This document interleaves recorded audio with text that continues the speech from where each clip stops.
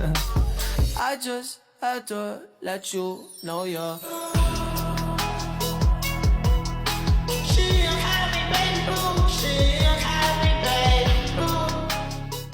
Hai semuanya, perkenalkan nama saya Nadia Alfiatus Salihah. Saya berasal dari Universitas Al-Falah Sunia Kancung Jember, Prodi Bimbingan Konseling Pendidikan Islam.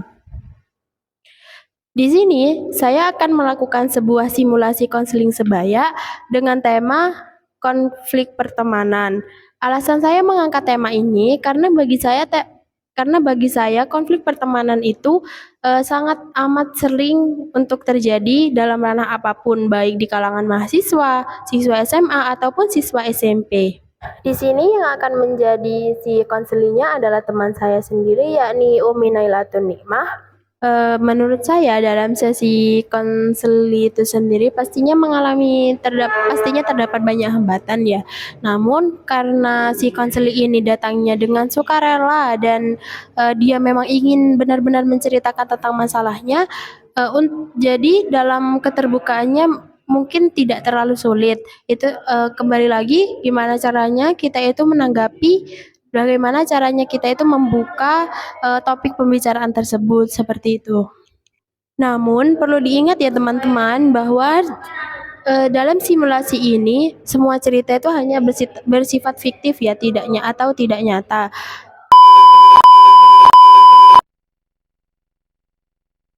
Aku boleh cerita nggak? Boleh dong Mbak, Mbak mau cerita apa? Masalah aku sama masalah itu kelompok yang 1 minggu yang lalu itu. Oh, yang matkul sejarah. Yang bikin video. Kenapa ya? Itu kan dibagi ya kelompoknya jadi 4. Nah itu 10-10 satu kelompoknya. Terus aku sama kelompokku itu nggak jadi bikin video karena yang lain nggak setuju.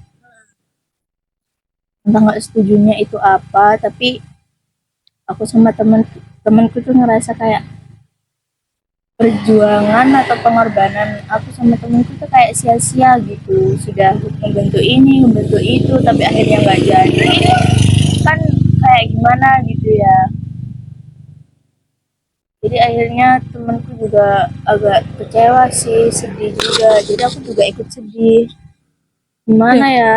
Tapi kan sampean udah bikin kan videonya, tapi berdua itu doang kan? Iya sih, tapi kan seharusnya itu dalam satu dalam satu kelas kan. Tapi akhirnya aku sama temanku itu harus nyewa orang dari luar gitu. Harus ngambil orang dari luar. Nah terus kelompoknya sampean gimana? Yang lain yang nggak ikut itu? Ya mungkin mereka bikin sendiri. Oh, pantesan sampean sekarang itu ngurung terus paling karena ini ya. Iya, betul. Nah gini ya Nat, sampai ya temanku itu sampai stres, akhirnya dia itu kan punya bawaan dari Bali atau enggak gitu ya. Bawaan apa? Dia kalau marah itu suka emosinya nggak stabil, jadi ada yang ngendaliin dari dalam dia, kayak kesurupan gitu akhirnya. Jadi gitu efeknya temenku. Jadi aku sedih Nat, gimana, kasihan dia kan. Gak tahu deh Nat. Sedih. Si. Terus sampean sama temennya sama yang nggak ikut video itu ada pro kontra apa enggak? Apa sampean diapain atau temen sampean kok gini sih kok gini gitu? Atau masa sampean nggak ngomong sama temen? Enggak Nat, aku kan gimana ya, waktu itu tuh yang bicara sama Kelompok yang lain. kelompok yang lain itu ya temanku ini yang berkorban gitu, yang udah nyewa mic ya. Terus gimana itu yang sewaan itu?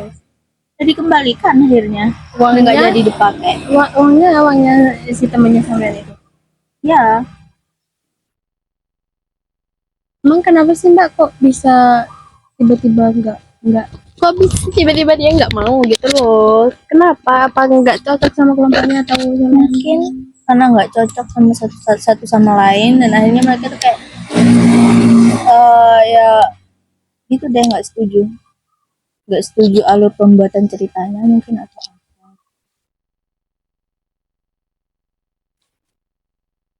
Tapi nggak apa-apa, tapi nggak apa-apa sama gurunya.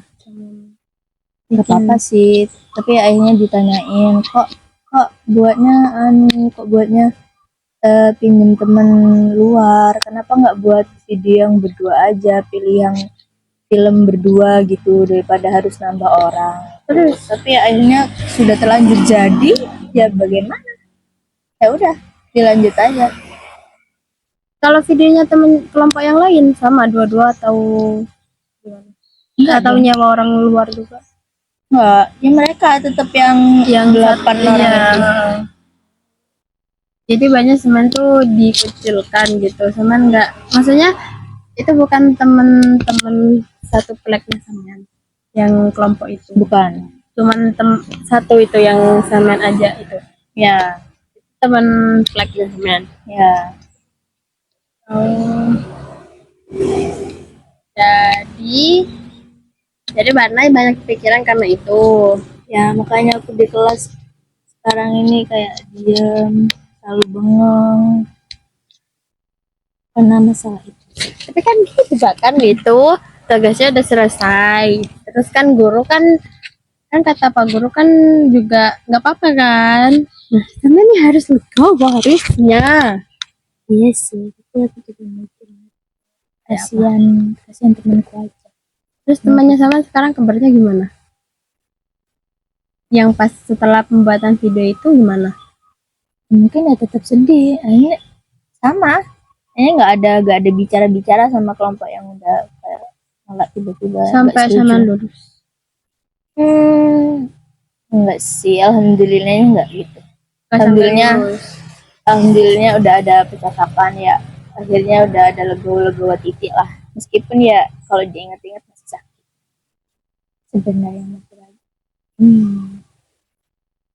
Itu kejadiannya pas Semen mau lulus atau pas kelas berapa? SMA. SMA.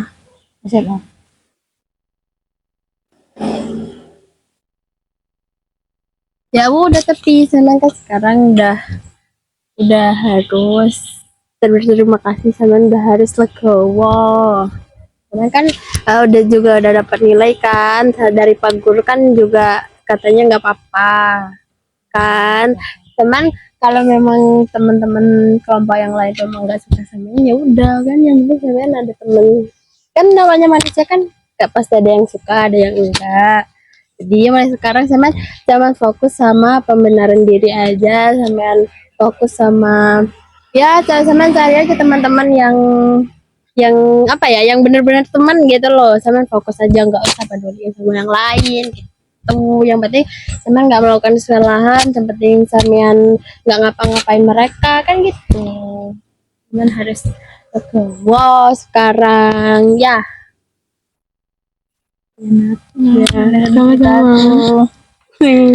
Sama-sama. Lain kali kalau ada cerita aja.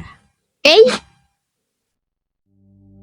Ada pun beberapa keterampilan yang saya pakai dalam simulasi konseling sebaya ini, diantaranya yakni active listening atau mendengarkan aktif, di mana saya berusaha memfokuskan diri saya untuk mendengarkan seluruh cerita dari si konselir tanpa menyela atau menghakiminya.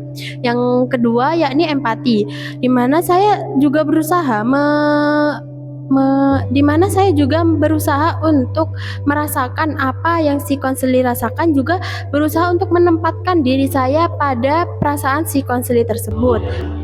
Yang ketiga yakni ada pertanyaan terbuka, di mana saya itu tidak hanya menanggapi iya atau tidak, tapi saya itu berusaha untuk menggali pertanyaan yang lebih dalam untuk memancing topik si konseli agar dia itu mau lebih terbuka lagi terhadap saya. Yang keempat yakni refleksi perasaan dan isi, di mana saya itu memprafrase inti cerita dan perasaan yang diungkapkan teman untuk memastikan konselor benar-benar paham, seperti itu. Jadi saya itu tidak hanya diam, namun saya refleksikan lagi, apakah benar seperti ini, apakah benar seperti itu, seperti itu. Dan yang terakhir yakni ada pemecahan masalah atau problem solving, seperti itu.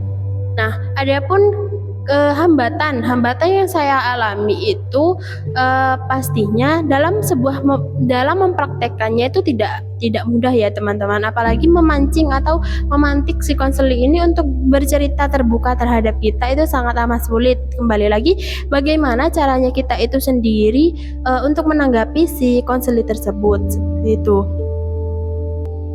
Namun, perlu diingat lagi ya teman-teman bahwa seorang konselor sebaya itu juga memiliki beberapa batasan-batasan yang harus dijaga. Di antaranya yaitu kita tidak boleh mendiagnosis si klien si konseling kita. Kemudian kita juga tidak boleh menyembuhkan atau menyelesaikan masalah kita ini secara pribadi atau secara mandiri. Kemudian kita juga harus mengetahui kapan si konseling ini membutuhkan rujukan terhadap konselor profesional. Baik, mungkin itu saja yang dapat saya sampaikan. Terima kasih telah melihat video simulasi saya sampai akhir. Kurang lebihnya saya mohon maaf. Wassalamualaikum warahmatullahi wabarakatuh. I just had to let you know you're